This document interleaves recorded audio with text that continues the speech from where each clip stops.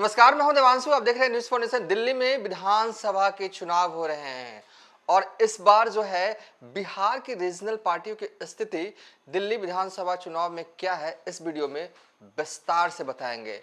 और बताएंगे आपको इस वीडियो में तेजस्वी यादव की पार्टी की स्ट्रैटेजी, रणनीति दिल्ली विधानसभा चुनाव को लेकर आखिर है क्या, और इंटरनल तौर पर आरजेडी के अंदर चल क्या रहा है। तो एनडीए खेमे के साइड की भी हम बात करेंगे, थोड़ी सी ही सही, 1-2 मिनट बात करेंगे कि जेडीयू क्या करने वाली है और लोजपा क्या करने वाली है, और जीतन राम मांझी की पार्टी हिंदुस्तान आवाम मोर्चा क्या करेगी। क्या इस बार दिल्ली विधानसभा चुनाव में उतरेगी या नहीं उतरेगी। पिछली बार तो उतरी थी, इस बार क्या करेगी, सब बताएंगे।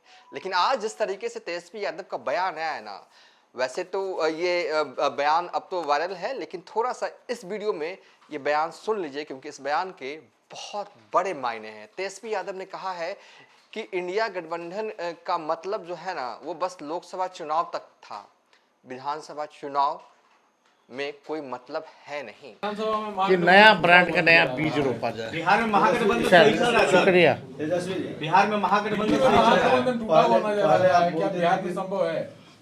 दिल्ली में महागठबंधन टूटा हुआ नजर आ रहा है। नेक्स्ट इलेक्शन बिहार का है। कैसे टूटा हुआ नजर आ रहा है? कांग्रेस अलग लड़ रही है दिल्ली चुनाव में चुनाव में। तो पहले से ही तय था इंडिया अलायंस जो है वो लोकसभा के लिए। और बिहार में जहाँ तक बात की जाए, हम लोग तो शुरू से साथ थे यहाँ तो। पूर्व में आप दिल्ली जा रहे हैं। सुना आपने तेजस्वी यादव ने क्या कहा। भले ही इंडिया गठबंधन का जो है वो मतलब लोकसभा चुनाव 2024 तक था, लेकिन एनडीए का मतलब झारखंड में भी हमने एक देखा, एनडीए का मतलब महाराष्ट्र इलेक्शन में भी हमने एक देखा, और दिल्ली विधानसभा चुनाव में भी कहा जा रहा है कि हम एक देखेंगे। पहले थोड़ा सा हम आपको बता दें कि बीते विधानसभा चुनाव जब दिल्ली में चुनाव हुए थे साल 2020 में, तो आरजेडी की स्थिति क्या थी, जेडीयू की स्थिति क्या थी, और लोजपा की स्थिति क्या थी, और जीतन राम मांझी की पार्टी हम पार्टी की स्थिति क्या थी।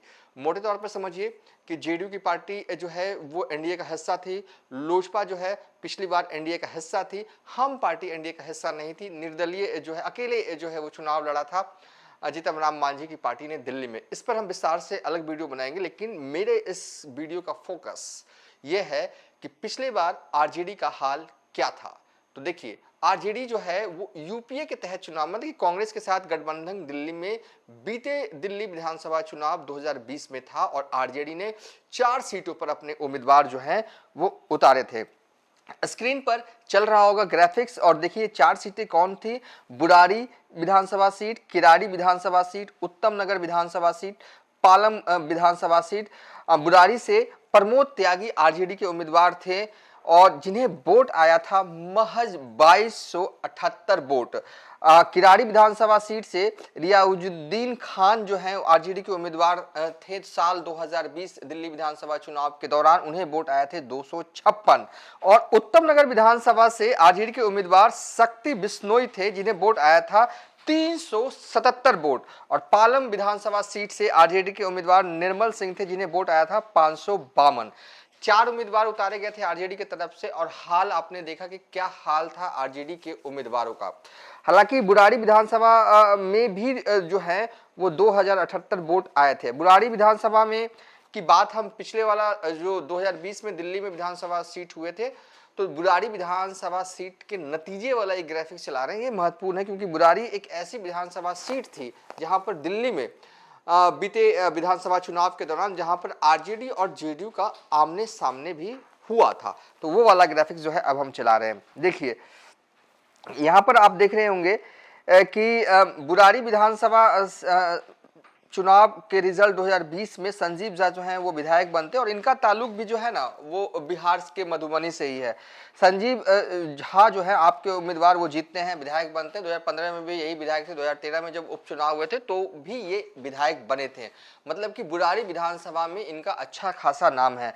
जेडीयू की तरफ से शैलेंद्र कुमार उम्मीदवार थे, जिन्हें वोट आया था 51,440।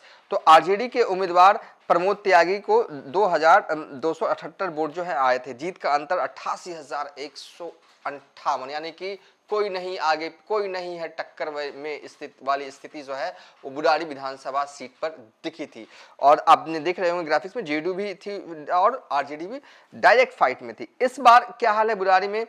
तो अब बुराड़ी का रिजल्ट वाला ग्राफिक्स भी हम आपको दिखा रहे हैं। देखिए बुराड़ी में संजीव झा की बड़ी जीत हुई थी। 88,158 वोटों से जीतना बड़ी बात होती है किसी भी उम्मीदवार के लिए। तो अब हम आते हैं मूल विषय पर। देखिए तेजस्वी यादव ने बड़ा बयान दिया कि इस बार कांग्रेस के साथ अलायंस नहीं होगा। उनके बातचीत का मजमून यह था। देखिए सही में इंडिया गठबंधन जो है वो अब है नहीं कहीं अस्तित्व में। देखिए एक ममता बनर्जी तो पहले ही इंडिया गठबंधन से बाहर हुई और सब हमने देखा। अखिलेश यादव भी अब जो है वो इंडिया गठबंधन से समझिए कि अब बाहर ही हैं। वो खुलकर कह रहे हैं कि वो चाहते हैं कि अरविंद केजरीवाल की पार्टी आप जो है वो फिर से दिल्ली विधानसभा के चुनाव हों तो नतीजे हों तब वो सत्ता में फिर से जो है वो आए। तो मतलब कि अखिलेश यादव का साथ भी जो है वो कांग्रेस को है नहीं।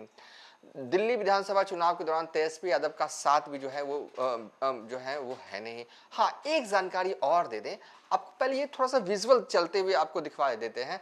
आरिफ मोहम्मद खान बिहार के नए गवर्नर, जब गवर्नर नहीं बने थे, जब उन्होंने ओथ नहीं लिया था, तो कई लोगों से जो है वो पटना में जो अपने पुराने मित्र वो से जो है वो पटना में जो है अलग अलग लोगों से वो मिल रहे थे। इसी क्रम में लालू प्रसाद यादव के भी घर गए थे गवर्नर आरिफ मोहम्मद खान। ये तस्वीरें भी देखी जहाँ पर तेजस्वी यादव नजर आ रहे होंगे, लालू प्रसाद यादव जो है वो नजर आ रहे होंगे। खूब जो है अच्छे तरीके से जो है वो दोनों के बीच बातचीत होती हुई नजर आ रही है ये दिखा हमें। लेकिन आपको पता है आरिफ मोहम्मद खान और लालू प्रसाद यादव के बीच एक रिश्ता और है। कभी बुरे वक्त में लालू प्रसाद यादव ने आरिफ मोहम्मद खान का साथ दिया था। साथ कैसे दिया था? देखिए आरजेडी के कभी दिल्ली में विधायक हुआ करते थे उस ओखला से, और वो विधायक का नाम था आसिफ मोहम्मद खान। आसिफ मोहम्मद खान ओखला विधानसभा से साल 2009 में जो है वो विधायक बने थे। और आसिफ मोहम्मद खान जो है आरिफ मोहम्मद खान के भाई हैं। इस पर हम एक अलग से वीडियो बनाएंगे। तो जो है वो रिश्ता जो है लालू यादव और आरिफ मोहम्मद खान के बीच पुराना था। तो कहने का तात्पर्य है कि आरजेडी के कभी दिल्ली में विधायक हुआ करते थे, आज नहीं है। दिल्ली में अगर बात करें तो बिहारियों का एक तरह से कह सकते हैं बिहारी वोटर्स का दबदबा है।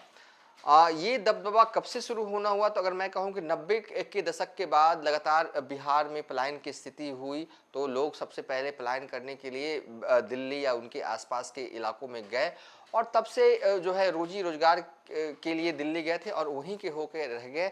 और उन वोटर्स की जो संख्या है अभी मौजूदा वक्त में करीब 15% है। 8 विधायक मौजूदा वक्त में जो है वो बिहारी हैं। ये दबदबा है जो है वो दिल्ली में बिहारियों का, और ये सब जानता है। अगर यूपी अगर उसमें जोड़ देना और पूर्वांचल, मतलब कि पूरा, मतलब कि दिल्ली तो है, मतलब कि यूपी और बिहारियों से भरा हुआ है। और उसमें भी बिहारी की संख्या जो है करीब 15% मानी जाती है वोटर्स के रूप में।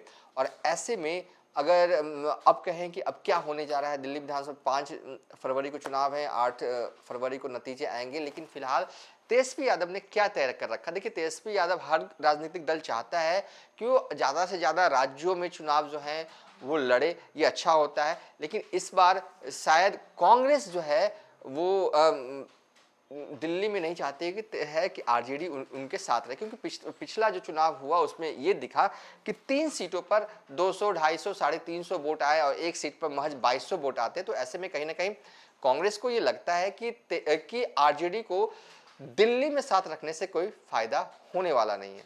लेकिन सवाल यह है कि अगर नहीं रखिएगा तब कौन सा तीर मार लीजिएगा? अभी सिनेरियो है क्या? देखिए 2020 में हुआ क्या था, जो 2020 के मैथमेटिक्स के हिसाब से ही अगर हम अभी बात करें तो 62 सीट पर आपका कब्जा है और 8 पर बीजेपी का और कांग्रेस का एक भी सीट पर नहीं। कहते हैं ना, डूबके को तिनके का सहारा, लेकिन कांग्रेस जो है दिल्ली में तिनके को भी अपने पास नहीं रख रही है। अब पता नहीं, अब तो ऐलान ही हो गया तेजस्वी के मुखारबिंद से, जब अल्फाज निकल गया तो वो वापस जाने वाला नहीं। बहरहाल तेजस्वी यादव जो हैं उन्होंने अब दिल्ली के जो आरजेडी के नेताओं हैं उन पे छोड़ रखा है और ये कह रखा है कि अगर आपको लगता है कि आपके पास अच्छे उम्मीदवार हैं किसी सीट पर, चाहे ओखला हो, चाहे बुराड़ी हो, चाहे किसी भी सीट पर, तो हम लड़ेंगे, लड़ने से पीछे नहीं हटेंगे। लेकिन अगर नहीं है तो इस तरीके से 200, 250, 300, 400 वोट के लिए मत लड़िए। इसे लड़ना नहीं कहते हैं। तो तेजस्वी यादव की नीति जो है वो बहुत इंटरनल तौर पर स्पष्ट है और मुझे लगता है कि बस 2-3-4 दिनों की बात है। ऑफिशियल जो है वो अगर आरजेडी वाले दिल्ली में चुनाव लड़ेंगे तो ऑफिशियल जानकारी जो है वो दे दी जाएगी। देखिए, लड़ेंगे तभी जब कोई मजबूत उम्मीदवार जो है वो उन्हें मिलेगा, ये तय है। तो दूसरी साइड एनडीए वाले साइड क्या हो रहा है, 2 सीट, एक बुराड़ी से ही रख लीजिए, शैलेंद्र कुमार को ही रख लीजिए, उन्होंने अभी से ही घोषित कर रखा है, फेसबुक पर कैंपेनिंग शुरू कर रखा है और क्या रखा है, एनडीए के उम्मीदवार, तीर छाप, जेडीयू, सब कुछ स्क्रीन पर चला भी रहे हैं, इन्होंने फेसबुक पर ये साझा किया था। तो इस तरह की तैयारी है और ये तय है कि एनडीए का हिस्सा पिछले बार भी थे जेडीयू दिल्ली विधानसभा चुनाव के दौरान, लोजपा भी पिछले बार भी थी दिल्ली विधानसभा चुनाव के दौरान एनडीए का हिस्सा, तो इस बार भी जो है वो रहेगी, कोई दिक्कत नहीं है, रहेगी। लेकिन दूसरी साइड रिश्ता टूटा है दिल्ली में तेजस्वी यादव और कांग्रेस के बीच। अब सवाल ये उठ रहे हैं कि रिश्ता टूटा है तो क्या ये रिश्ता कितना जुड़ा हुआ जब इसी साल बिहार में चुनाव होंगे तो रहेगा, क्योंकि इस बार कांग्रेस उतनी कमज़ोर नहीं है, रेंगती हुई नज़र नहीं आ रही है, क्योंकि पप्पू यादव के नाम का एक सहारा जो है कांग्रेस के पास है और जिसे जब चाहे जब सियासी इस्तेमाल जो है बिहार में किया जा सकता है। राहुल गांधी ये जानते हैं। बहरहाल सवाल ये कि क्या तेजस्वी यादव बिहार विधानसभा में जब चुनाव हो रहे हैं तो होंगे तो कांग्रेस का क्या करेंगे। फिलहाल इस वीडियो को यहीं पर वाइंड अप कर रहे हैं, लेकिन हाँ, जाते जाते हम एक बार फिर से फॉलोअप में बता दें, ओवरऑल कंक्लूजन इस वीडियो का ये बता दें कि अगर अच्छे उम्मीदवार कैंडिडेट मिलते 3-4-5 दिनों की बात है, अनाउंसमेंट ऑफिशियल कर दिया जाएगा। अगर तेजस्वी को लगेगा कि अगर चुनाव नहीं लड़ना चाहिए तो वो नहीं लड़ेंगे। ये 200, 300, 400 वोट लाने के लिए वो चुनाव कतई लड़ना नहीं चाहते हैं। फिलहाल अभी तक के लिए इतना ही। आप देखते रहिए न्यूज़ फॉर नेशन।